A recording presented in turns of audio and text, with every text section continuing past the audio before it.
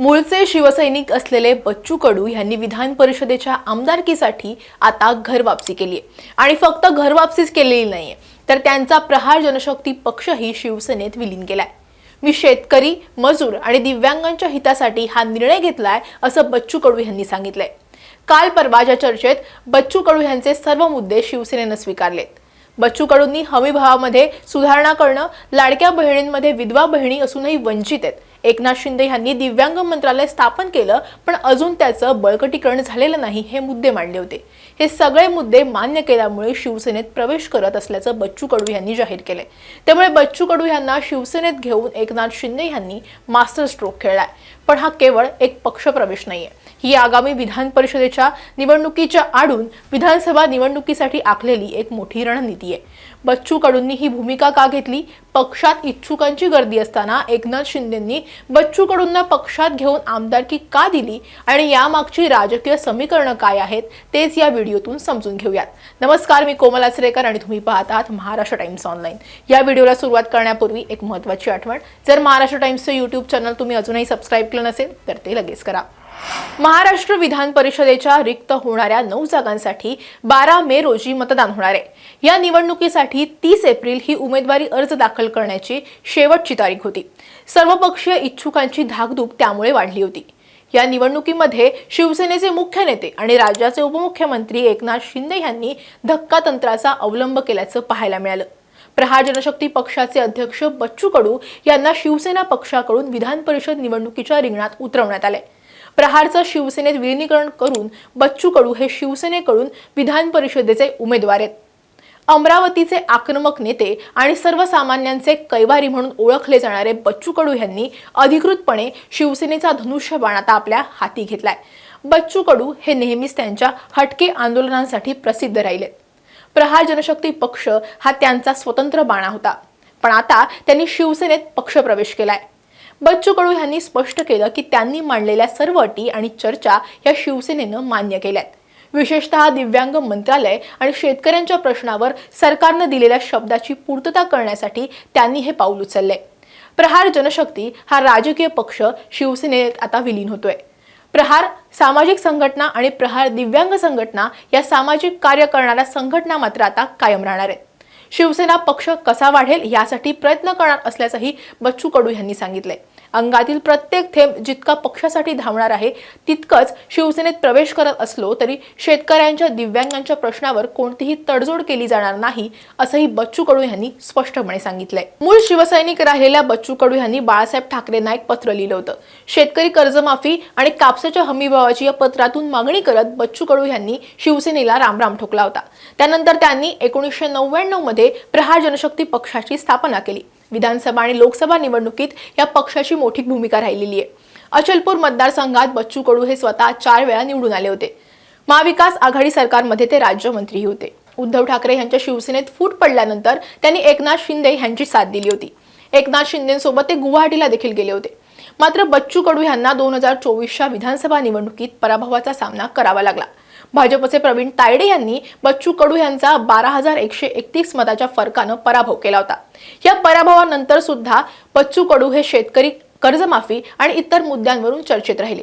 त्यांनी केलेल्या आंदोलनामुळे सरकारला कर्जमाफीच्या संदर्भात निर्णय घ्यायलाही भाग पाडलं होतं। बच्चू कडू यांचा शिवसेनेतला पक्षप्रवेश हा महाराष्ट्र विधान परिषदेच्या आगामी निवडणुकीसाठी सर्वात मोठा मास्टर स्ट्रोक मानला जातोय। आगामी लोकसभा आणि विधानसभा निवडणुकांसाठी अजून बराच अवधी असला तरी प्रमुख राजकीय पक्षांनी आतापासूनच मोर्चे बांधणीला सुरुवात केली आहे। महायुतीतील तिन्ही राजकीय पक्ष देखील एकमेकांवर कुरघोडी करण्याची एकही संधी सोडत नाहीयेत। नुकत्याच झालेल्या सातारा जिल्हा परिषदेच्या अध्यक्षपदाच्या निवडणुकीत त्याचा प्रत्यय आला होता। याच पार्श्वभूमीवर भाजप आणि काँग्रेसची ताकद असलेल्या विदर्भामध्ये पक्ष संघटना वाढवण्यासाठी एकनाथ शिंदे यांनी बच्चू कडू यांच्यासारख्या आक्रमक नेत्याला आपल्याकडे खेचले। एकनाथ शिंदे यांनी बच्चू कडू यांना शिवसेनेकडून उमेदवारी दिली आहे।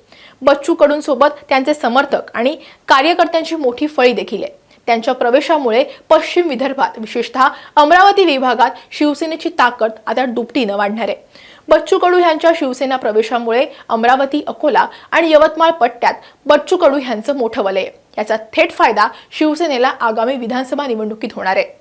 बच्चू कडू हे दिव्यांगांचे नेते मानले जातात. त्यांच्या माध्यमातून शिवसेनेला या वर्गाचे सुद्धा मोठं समर्थन मिळेल. महायुतीमध्ये प्रत्येक पक्ष स्वतःची ताकद वाढवण्याचा प्रयत्न करतोय. त्यामुळे बच्चू कडू यांच्या प्रवेशानं शिंदे गटाचं संख्याबळ आणि बार्गेनिंग पॉवर देखील वाढेल. शिवसेनेला विदर्भात एका आक्रमक चेहऱ्याची गरज होती, जी बच्चू कडू यांच्या रूपानं आता पूर्ण झाली आहे. बच्चू कडू यांच्या येण्यानं विदर्भात शिवसेनेचं वजन आता वाढलंय. त्यामुळे भाजपला ह्याचा फटका नक्कीच बसणार आहे. प्रत्येक नाण्याला दोन बाजू असतात. तसंच आता बच्चू कडू हे त्यांच्या आक्रमक कार्यशैलीसाठी आणि जनसामान्यांच्या प्रश्नासाठी थेट अधिकाऱ्यांशी भिडण्याच्या वृत्तीसाठी ओळखले जातात. प्रशासकीय अधिकारी सर्वसामान्यांच्या फाईल्स अडवून धरतात किंवा लाच मागतात असा बच्चू कडू यांचा दावा होता आणि यासाठी त्यांनी त्यांच्या राजकीय कारकिर्दीत प्रशासकीय अधिकाऱ्यांवर हात उचलल्याचं सुद्धा दिसलं होतं किंवा त्यांच्याशी वाद घातल्याच्या अनेक घटना सुद्धा समोर आल्या होत्या, ज्यामुळे बच्चू कडू हे वारंवार चर्चेत आणि वादाच्या भोवऱ्यातही राहिलेत. अशा अनेक कारणांमुळे त्यांच्यावर डझनभर गुन्हेही दाखल आहेत. काही प्रकरणांमध्ये त्यांना न्यायालयानं शिक्षा देखील सुनावलेली आहे, ज्यामुळे त्यांच्या आमदारकीवरही एकदा टांगती तलवार निर्माण झाली होती.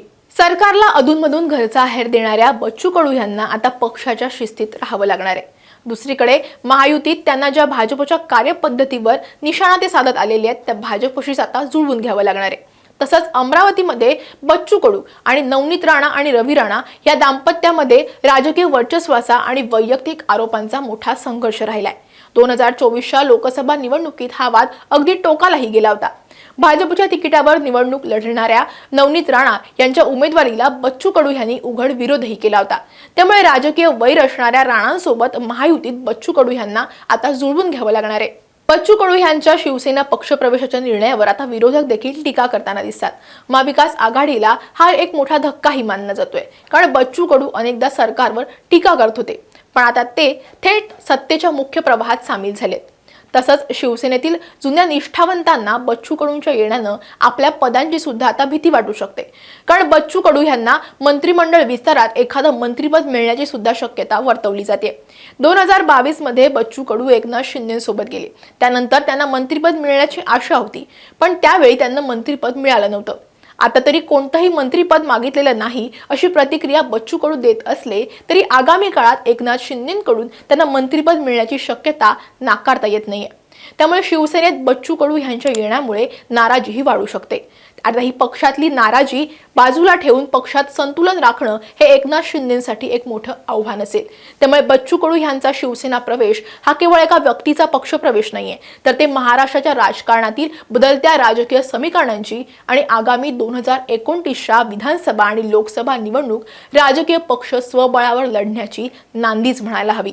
तुम्हाला काय वाटतं? बच्चू कडूंच्या या निर्णयामुळे विदर्भातील राजकारण बदलेल का?